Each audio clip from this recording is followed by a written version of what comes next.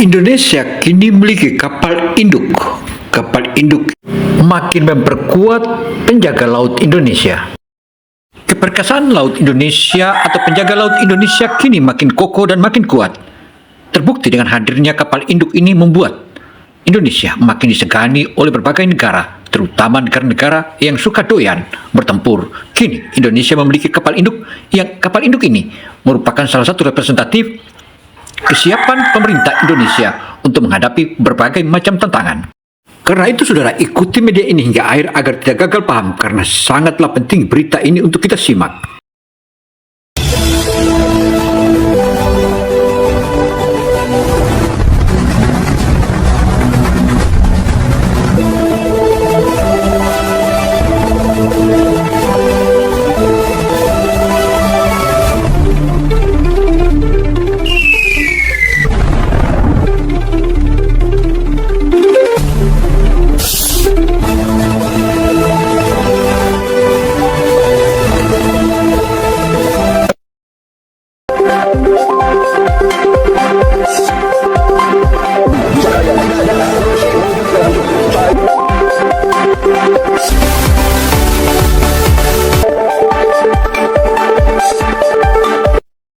Saudara, kehadiran kapal induk yang asalnya dari Italia ini tentu saja Indonesia bukan lagi tandingan negara-negara biasa, tetapi dia sudah makin naik peringkatnya. Bahkan saat ini dikategorikan Indonesia sudah masuk kategori ranking 7 dunia. Dan inilah Indonesia yang sebenarnya. Mari kita saksikan karena ini penting untuk kita simak satu persatu.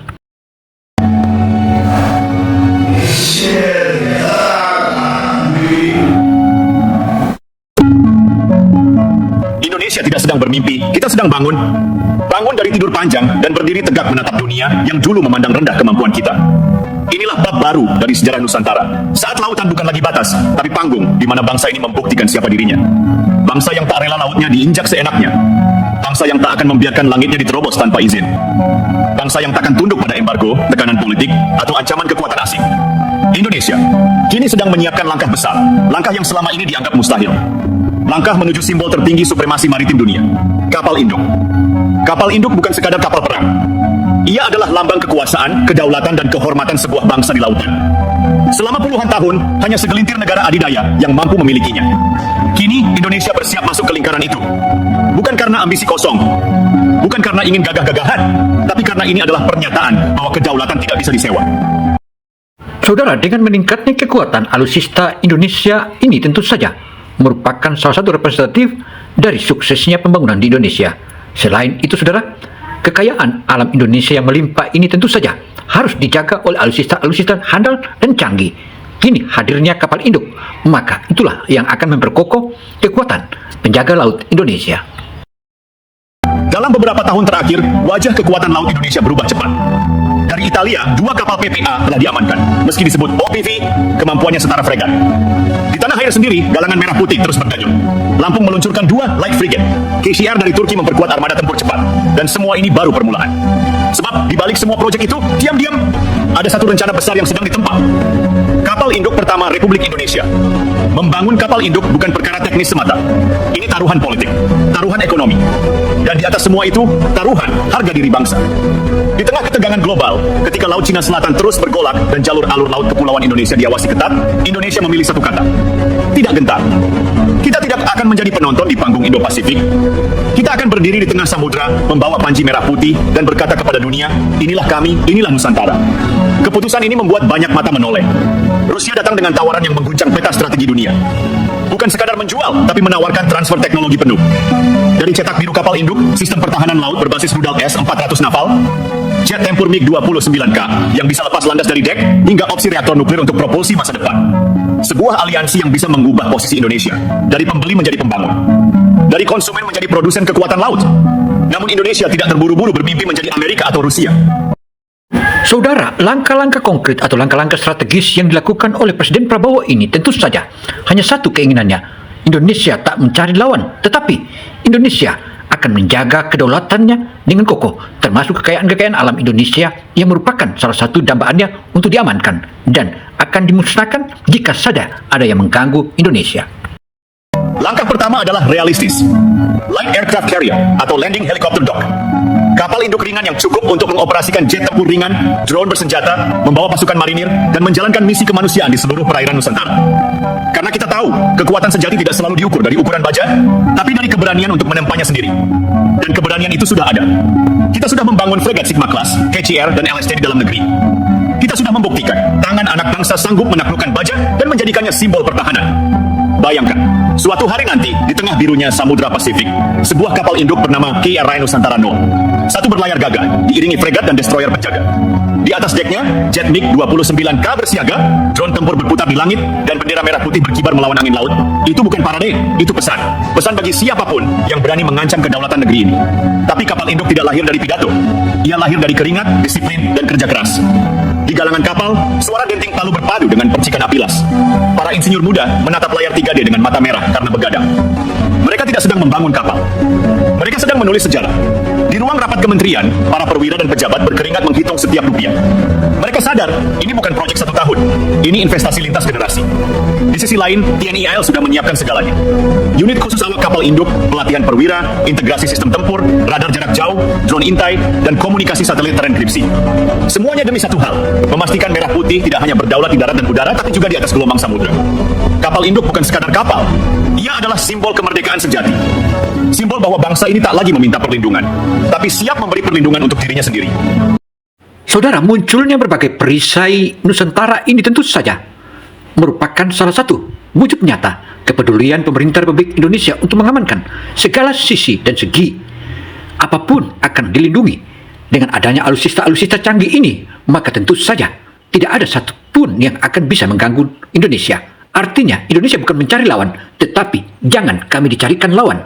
Artinya, jika ada lawan, tentu saja kami bangsa Indonesia dan tentara Indonesia tidak akan mundur sedikit pun. Itulah Sumpah Palapa.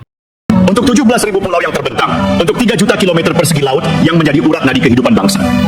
Kapal induk adalah janji yang ditempa dalam baja, diukir dengan tangan-tangan anak bangsa, dan disulut oleh semangat yang diwariskan dari generasi ke generasi. Seperti kata Bung Karno, jadikan laut sebagai masa depan bangsa. Kini kata-kata itu tak lagi slogan.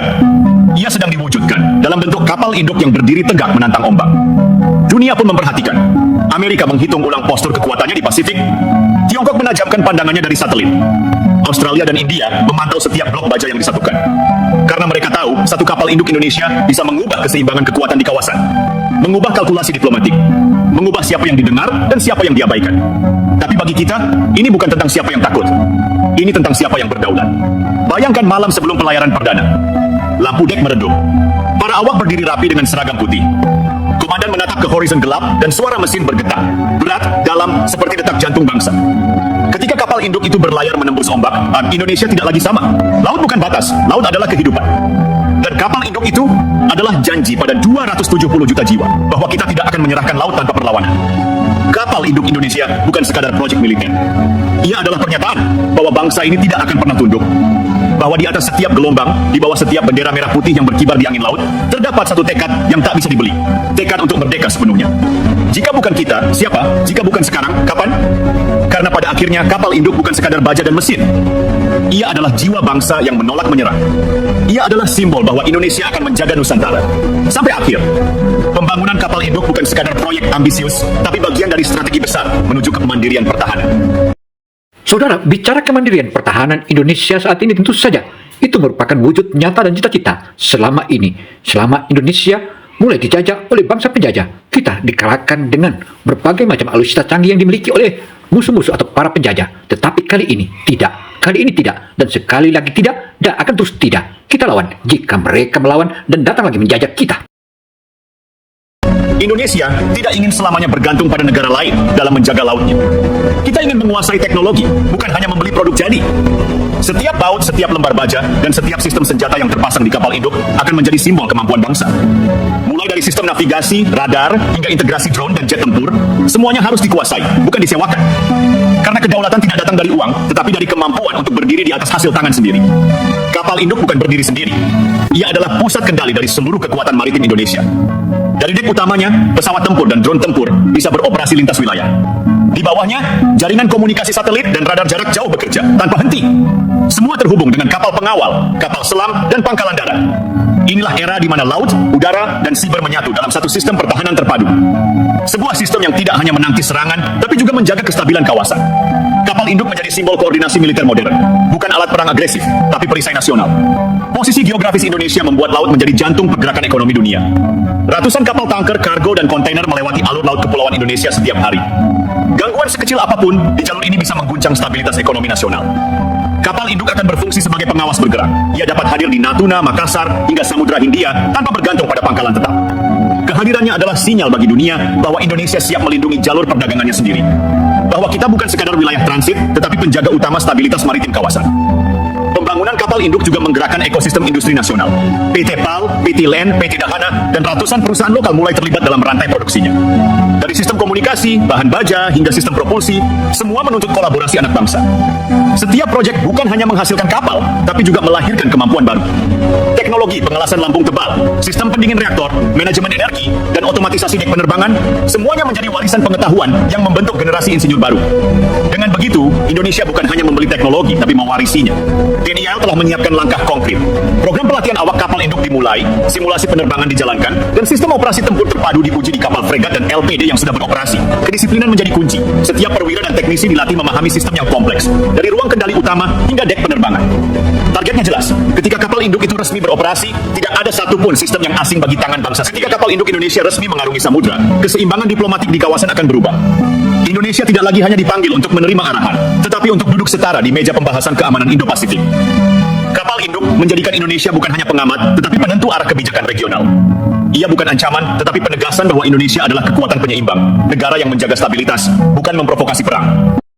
Saudara, jika kita hemat dalam sebuah kata-kata, tentu saja kita akan mengatakan bahwa ada beberapa negara yang sengaja menciptakan konflik dan di sana mereka menjual alutsista atau senjata.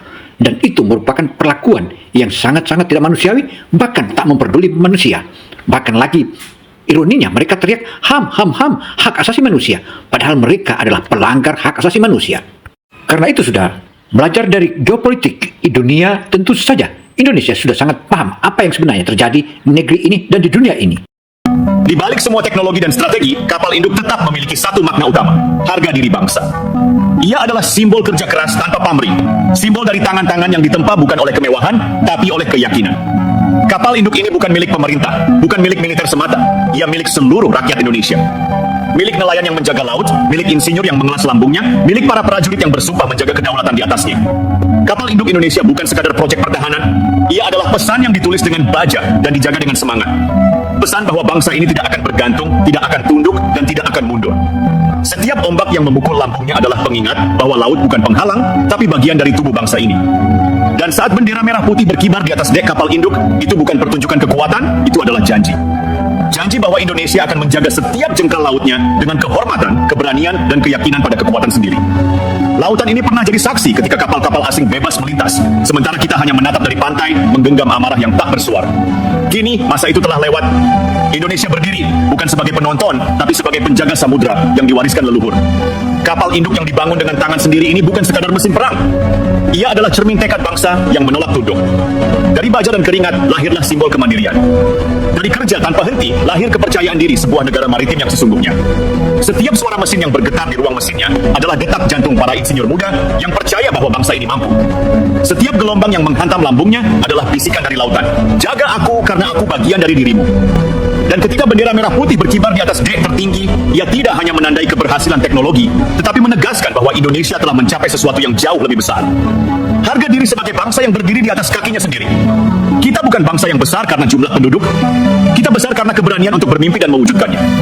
Kapal induk ini adalah bukti bahwa mimpi itu tidak lagi tinggal di atas kertas. Ia kini berlayar, menembus badai, membawa nama Indonesia di puncak gelombang dunia. Mungkin dunia tidak langsung memahami maknanya, tapi suatu saat nanti, ketika kapal raksasa ini melintas di cakrawala, dengan bendera merah putih berkibar melawan angin, dunia akan tahu bahwa bangsa ini pernah diragukan, namun memilih untuk menjawabnya dengan karya, bukan kata-kata. Dan disitulah, di tengah samudra luas, terdengar suara yang paling jujur dari hati bangsa ini. Kami bukan bangsa yang mencari perang, tapi kami akan selalu siap melindungi kedamaian, dengan keberanian, dengan kehormatan, dan dengan cinta yang tak pernah padam pada tanah air ini. Bukti cinta tanah air itulah sehingga berbagai macam alutsista dihadirkan oleh pemerintahan Prabowo. Dan itu tentu merupakan salah satu wujud kepedulian agar seluruh anak-anak bangsa bisa mandiri, bisa berdiri kokoh, dan bisa senyum, serta berlari-lari bermain bola di lapangan. Mungkin itu kata yang paling tepat untuk menyelesaikan semua edisi ini. Karena itu, saudara, demikianlah paparan opini Gina Television Indonesia. Saya Kino Samsudin Mirsad. Wassalamualaikum warahmatullahi wabarakatuh.